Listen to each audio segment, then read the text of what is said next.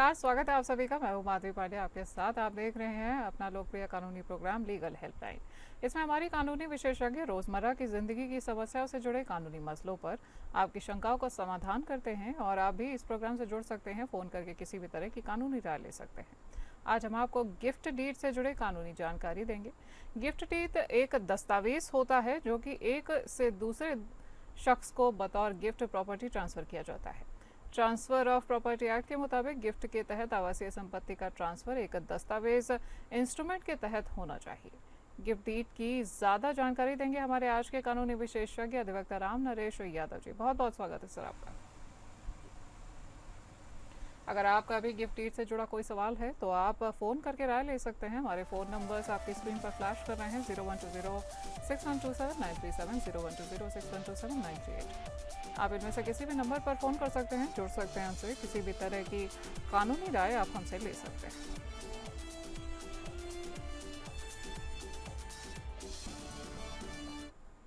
तो करते हैं आज के हमारे लीगल एक्सपर्ट अधिवक्ता राम नरेश यादव जी का। सर, गिफ्ट डीड क्या होती है, थोड़ा सा विस्तार में बताएं दर्शकों को। जी, गिफ्ट डीड एक ऐसा कानूनी दस्तावेज है जिसके माध्यम से कोई व्यक्ति यानी डोनर अपनी चल या अचल संपत्ति जैसे जमीन, मकान या पैसा बिना किसी मूल्य के या प्रतिफल के किसी अन्य व्यक्ति जो कि डोनी होता है को स्वेच्छा से हस्तांतरित यानी ट्रांसफर करता है।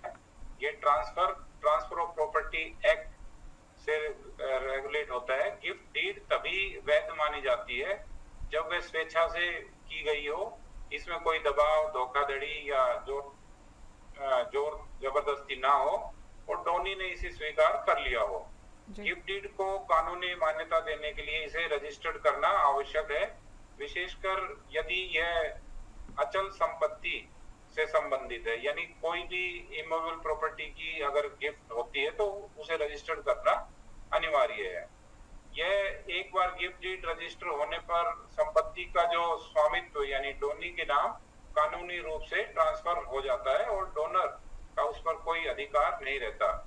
इस प्रकार गिफ्ट डीड न केवल एक कानूनी डॉक्यूमेंट है बल्कि ये दोनों पक्षों के बीच एक स्वामित्व हस्तांतरण का एक स्थायी प्रमाण भी है। ठीक है सर। और अगर प्रॉपर्टी की बात करें तो अगर किसी को मान लीजिए कि प्रॉपर्टी गिफ्ट करनी हो तो प्रॉपर्टी के लिए गिफ्ट डीड आगे किस तरह से बनाई जाती है? प्रॉपर्टी की गिफ्ट डीड बनाना एक लीगल प्रक्रिया है जिसमें एक सटीक ड्राफ्टिंग, स्टाम्प ड्यूटी का भुगतान और रजिस्ट्री शामिल होती है। सबसे पहले डोनर और डोनी की पहचान, संपत्ति का पूरा विवरण जैसे संपत्ति कहाँ पे स्थित है, कितना उसका क्षेत्रफल है आदि, और गिफ्ट देने का जो उद्देश्य है दस्तावेज में स्पष्ट रूप से लिखा जाना चाहिए। गिफ्ट डीड का मसौदा तैयार करने के बाद उसको स्टैम्प पेपर पर लिखा जाता है, किंतु जो वास्तविक स्टाम्प ड्यूटी है ये अलग अलग स्टेट में अलग अलग होती है। इसके बाद डोनर और डोनी दोनों को दो गवाहों के सामने डीड पर हस्ताक्षर करने होते हैं। फिर इसे सब रजिस्ट्रार ऑफिस में जाकर रजिस्टर्ड किया जाता है। इस प्रक्रिया में डोनर की उपस्थिति आवश्यक होती है।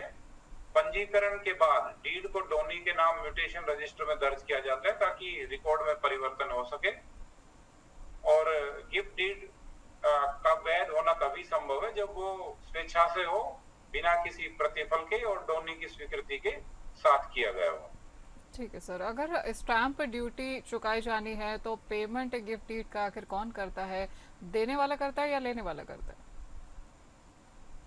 अमूमन तो इसमें स्टाम्प ड्यूटी जो है लेने वाला ही करता है, क्योंकि जिसके नाम गिफ्ट आ रही है उसको स्टाम्प ड्यूटी का पेमेंट करना होता है और स्टाम्प ड्यूटी सब रजिस्ट्रार ऑफिस में जाके इसको रजिस्टर करना होता है, जो अलग अलग स्टेट के अलग अलग स्टाम्प ड्यूटी एक्ट के तहत दिया हुआ है कि कितनी उसमें स्टाम्प ड्यूटी लगेगी। जी। नॉर्मली जो ट्रांसफर्स होते हैं प्रॉपर्टीज़ के तो उनमें सेल प्रोसीड्स होती हैं, कैपिटल रेवेन्यू जनरेट होता है, पर गिफ्ट के मामले में क्योंकि कोई संपत्ति के बदले में किसी भी तरह का पैसा नहीं लिया जाता है तो क्या प्रॉपर्टी को वास्तव में स्टैम्प शुल्क का भुगतान करना चाहिए? हाँ बिल्कुल। जो गिफ्ट डीड है उसमें अलग अलग होता है। जैसे कई दफा गिफ्ट डीड अगर सपोज पेरेंट्स के थ्रू या सिबलिंग्स के थ्रू आती है, भाई बहन या माता पिता या कोई ब्लड रिलेशन में कोई रिलेटिव है उनके द्वारा अगर गिफ्ट डीड आती है तो उस केस में स्टाम्प ड्यूटी का भुगतान नहीं किया जाता है। जब गिफ्ट किसी और व्यक्ति से आती है, अन्य व्यक्ति से, जो मैंने बताया उनमें से नहीं है कोई, तब स्टाम्प ड्यूटी का भुगतान किया जाता है और बगैर स्टाम्प ड्यूटी के वो गिफ्ट डीड वैलिड नहीं मानी जाती है। ठीक है सर। और अक्सर ऐसा होता है कि जैसे पेरेंट्स होते हैं प्रॉपर्टी गिफ्ट कर देते हैं अपने बच्चों को, सो विद इफेक्ट फ्रॉम जो डेट लिखी होती है, क्या उस डेट से जो पेरेंट्स होते हैं उनका स्वामित्व खत्म हो जाता है उस प्रॉपर्टी पर से? एक बार जब गिफ्ट डीड हो जाती है, जी तो जिस दिन वो गिफ्ट दी जाती है उसी दिन से प्रॉपर्टी का स्वामित्व गिफ्ट देने वाले व्यक्ति का उसी दिन से वो खत्म हो जाता है। जी। वो कोई उसके बाद क्लेम नहीं कर सकते, क्योंकि जब एक बार गिफ्ट दिया गया है किसी बगैर दबाव में अपनी इच्छा से, तो गिफ्ट चैलेंज नहीं हो सकती। ठीक है सर। और अगर ऐसा भी माना गया है कि जो गैर रिश्तेदार होते हैं उनके बीच गिफ्ट को कानूनी नहीं माना जाता है, मतलब लीगल नहीं कोई उसको वैल्यू दी जाती है, तो ऐसे में भारतीय कानूनों के तहत इसको क्यों नहीं माना गया है, इस पे थोड़ा सा विस्तार से बताएं। देखिए क्या होता है कि कई दफा हमने देखा है कि गिफ्ट डीड फर्जी भी बन जाती है और कई बार दबाव में वो बनाते हैं गिफ्ट डीड वगैरह। तो जी जो रिलेटिव होते हैं वो आके कोर्ट में चैलेंज कर देते हैं कि जो भी गिफ्ट डीड बनवाई है उनके फादर ने, मदर ने या कोई ऐसे रिलेटिव ने, तो उनका एक उचित कारण होता है कि ये कोई दबाव में बनाई हुई गिफ्ट डीड है, क्योंकि सबको रिलेटिव्स को छोड़ के और किसी अन्य व्यक्ति के जब कोई गिफ्ट करते हैं तो उसमें एक संशय पैदा होता है कि ऐसा क्यों हुआ। और उस संशय को दूर करने के लिए वो अमूमन लिटिगेशन में चले जाते हैं और वो केस फाइल करते हैं।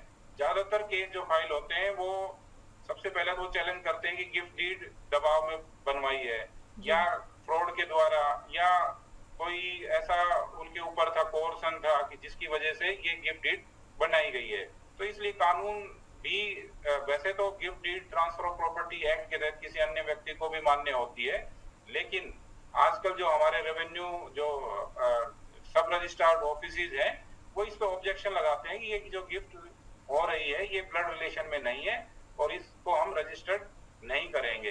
तो ऐसा जब होता है तो इसमें हमें कोर्ट का सहारा लेना पड़ता है और कोर्ट की विद ड्यू परमिशन, जिसमें अदर जो रिलेटिव्स हैं उनको नोटिस देने के बाद ये देखने को आया है कि गिफ्ट अन्य में भी रजिस्टर्ड होती है, लेकिन इसमें एक कानूनी पेच रहता है हमेशा ही और रजिस्टर उसको करने के लिए बड़ी दिक्कत का सामना करना पड़ता है। ठीक है सर। तो आखिर किस तरह की प्रॉपर्टीज होती हैं जो गिफ्ट में दी जा सकती है? गिफ्ट में इमूवेबल प्रॉपर्टी भी दी जा सकती है, मूवेबल प्रॉपर्टी भी दी जा सकती है। मूवेबल प्रॉपर्टी में कई बार जैसे शेयर्स डिवेंचर है उनका रजिस्ट्रेशन कराना भी अनिवार्य है, लेकिन जब इमूवेबल प्रॉपर्टी की बात है तो वो बिना रजिस्ट्रेशन के गिफ्ट डीड मान्य नहीं होती है। तो ये कंपलसरी है हमारे कानून में कि कोई भी प्रॉपर्टी जो 50,000 रुपए की वैल्यू से ऊपर है उसको रजिस्टर्ड करवाना अनिवार्य है, और इमूवेबल प्रॉपर्टी तो चाहे वो 1 रुपए की है उसको भी रजिस्टर्ड करवाना अनिवार्य है।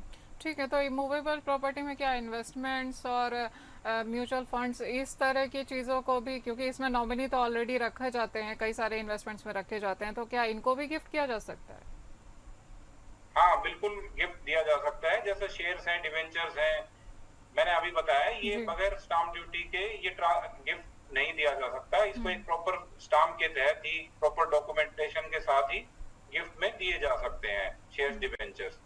दूसरा है जैसे कोई अपना कोई गिफ्ट का आइटम है, जैसे घर में सपोज कोई टेबल है या कोई सोफा है जो किसी रिलेटिव को बड़ा पसंद है, तो ऐसी प्रॉपर्टी जो मूवेबल प्रॉपर्टी है उनको गिफ्ट में दे सकते हैं बगैर किसी रजिस्ट्रेशन के, बगैर कोई कानूनी या कोई कागजी कार्रवाई के, तो वो गिफ्ट में दी जा सकती है।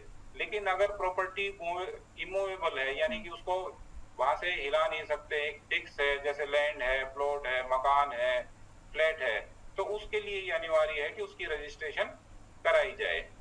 ठीक है। और अगर जो रेसिपेंट है गिफ्ट का वो माइनर है तो उस केस में क्या होता है, क्या किस तरह से एग्जीक्यूशन होता है, क्या कुछ लॉज होते हैं? जब माइनर को गिफ्ट दिया जाता है तो माइनर खुद कॉन्ट्रैक्ट एक्ट में सक्षम नहीं है उस गिफ्ट लेने के लिए, जी तो ऐसा होता है कि माइनर के बिहाफ पे, जैसे उनका कोई गार्जियन है, जी तो थ्रू गार्जियन वो गिफ्ट एक्सेप्ट कर सकते हैं। जी तो जब भी कोई गिफ्ट माइनर के नाम होती है तो वो थ्रू गार्जियन ही एक्सेप्ट करनी होती है। वैसे जो कॉन्ट्रैक्ट है, जो गिफ्ट है या कोई भी कॉन्ट्रैक्ट है माइनर के साथ, वो इनवैलिड होता है। तो जी इसलिए ये जरूरी है कि जब भी कोई माइनर को गिफ्ट दी जाए तो वो उसमें उसके गार्जियन के थ्रू ही हो और उनकी सहमति से हो। लीगल हेल्पलाइन में हमारे साथ लगातार जुड़े हुए हैं हमारे लीगल एक्सपर्ट अधिवक्ता राम नरेश यादव जी। सीधा उन्हीं का रुख करते हैं। सर, गिफ्ट डीड से जुड़े कानूनों के बारे में हम बात कर रहे हैं, तो जानना चाहेंगे कि क्या गिफ्ट डीड को चैलेंज किया जा सकता है, कोर्ट में चुनौती दी जा सकती है?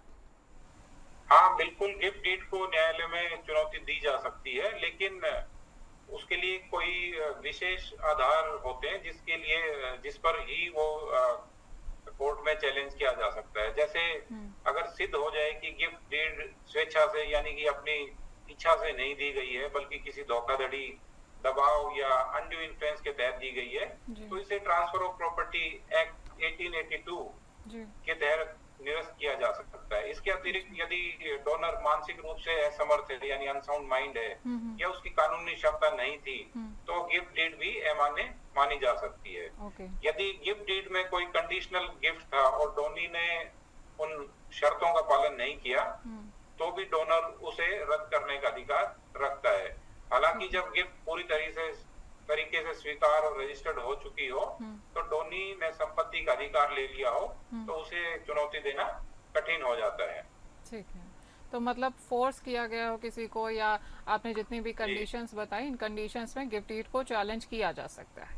ठीक है सर, तो गिफ्ट डीड हो या कोर्स डॉक्यूमेंट हो, उसमें चैलेंज हो सकती है। ठीक है, कोर्स डॉक्यूमेंट्स में चैलेंज हो सकता है। ओके, सो गिफ्ट डीड कौन दे सकता है? क्या इसके लिए कुछ खास प्रावधान रखे गए हैं?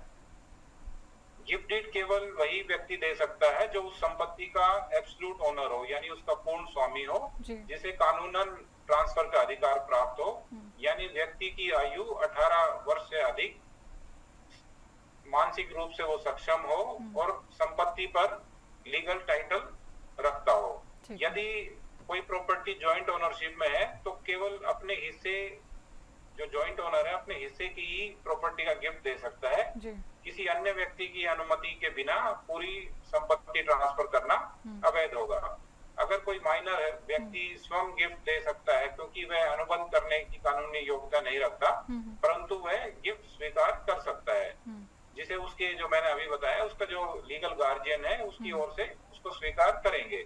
साथ ही कोई व्यक्ति ऐसी संपत्ति को गिफ्ट में नहीं दे सकता जो कानूनी रूप से अवरोधित, यानी वो प्रॉपर्टी मॉर्टगेज है या कहीं गिरवी रखी हुई है, तो ऐसी प्रॉपर्टी जो मॉर्टगेज हो या विवादित हो, उसको गिफ्ट में नहीं दे सकते हैं। इस प्रकार केवल वही व्यक्ति गिफ्ट डीड दे सकता है जो संपत्ति का विधिक स्वामी हो, अडल्ट हो, मानसिक रूप से सक्षम हो और गिफ्ट देने का कार्य अपनी इच्छा से करे।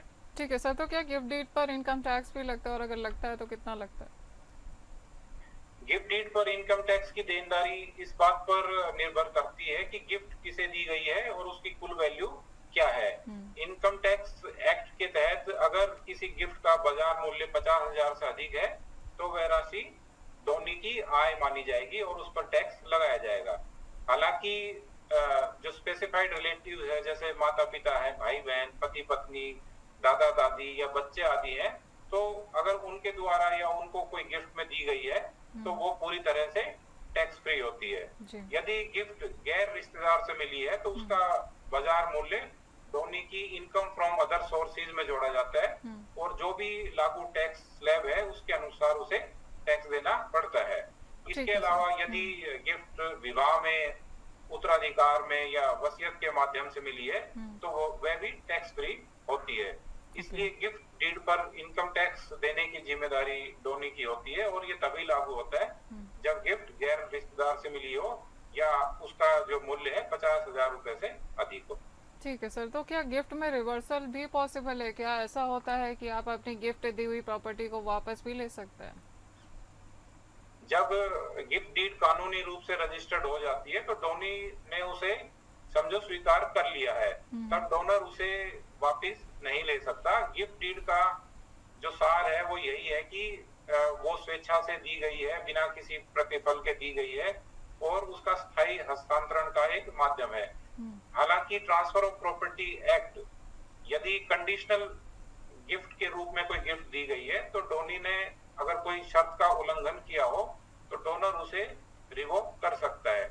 उदाहरण के लिए यदि डीड में लिखा हो कि डोनी को संपत्ति का उपयोग किसी विशेष उद्देश्य के लिए करना है और वैसा नहीं करता तो डोनर रद्द करने का अधिकार रखता है। इसके अलावा यदि ये साबित हो जाए कि गिफ्ट धोखाधड़ी, दबाव या अनुचित प्रभाव से प्राप्त की गई है तो न्यायालय उसे अमान्य घोषित कर सकता है। ठीक है सर, तो अगर आप प्रॉपर्टी गिफ्ट में दे रहे हैं तो क्या डीड रजिस्टर कराना ज़रूरी है? मतलब अगर मान लीजिए कि किसी ने कह दिया, अपनी वसीयत में डाल दिया, लेकिन अगर मान लीजिए वसीयत ही रजिस्टर्ड नहीं हुई तो क्या वो गिफ्ट डीड मान्य मानी जाएगी? तो रजिस्ट्रेशन क्या गिफ्ट डीड का ज़रूरी है? हाँ, यदि आप इमोबल प्रॉपर्टी जैसे मकान है, जमीन या फ्लैट किसी को गिफ्ट में दे रहे हैं तो गिफ्ट डीड का पंजीकरण अनिवार्य है। ये रजिस्ट्रेशन एक्ट 1908 के तहत आवश्यक है। गिफ्ट डीड तभी वैध मानी जाती है जब डोनर ने इसे स्वेच्छा से दिया हो और डोनी ने उसे स्वीकार कर लिया हो। लेकिन यदि यह दस्तावेज रजिस्टर्ड नहीं है तो डोनी को संपत्ति का स्वामित्व कानूनी रूप से प्राप्त नहीं होता। रजिस्ट्री की प्रक्रिया में डोनर और डोनी दोनों को स्थानीय सब रजिस्ट्रार ऑफिस में उपस्थित होना पड़ता है और वहां स्टाम्प ड्यूटी और रजिस्ट्रेशन फीस अदा करने के बाद डीड को पंजीकृत किया जाता है। रजिस्ट्री के बाद ही संपत्ति का अधिकार डोनी के नाम आता है और डोनर का स्वामित्व समाप्त हो जाता है। इस प्रकार यदि गिफ्ट डीड रजिस्टर्ड नहीं कराई जाती तो वह कानूनी रूप से अनइनफोर्सेबल रहती है और डोनी भविष्य में उस पर कोई दावा नहीं कर सकता। तो मतलब रजिस्टर्ड अगर डीड नहीं है तो वो कोर्ट में एडमिसिबल भी नहीं होती है? जी बिल्कुल नहीं होगी। जी ठीक है सर, बहुत प्रॉपर्टी के केस में जी बहुत बहुत शुक्रिया सर, आपने समय निकाला, आप हमारे इस प्रोग्राम पर आए। हमारे साथ जुड़े हुए थे आज लीगल एक्सपर्ट राम नरेश यादव जी, जो कि अधिवक्ता हैं, और आज वो बता रहे थे आपको गिफ्ट डीड से जुड़े हुए कानूनों के बारे में। आप भी चाहें तो हमारे इस प्रोग्राम से जुड़ सकते हैं, किसी भी तरह की कानूनी राय ले सकते हैं। आज के लिए लीगल हेल्पलाइन में इतना ही। नमस्कार।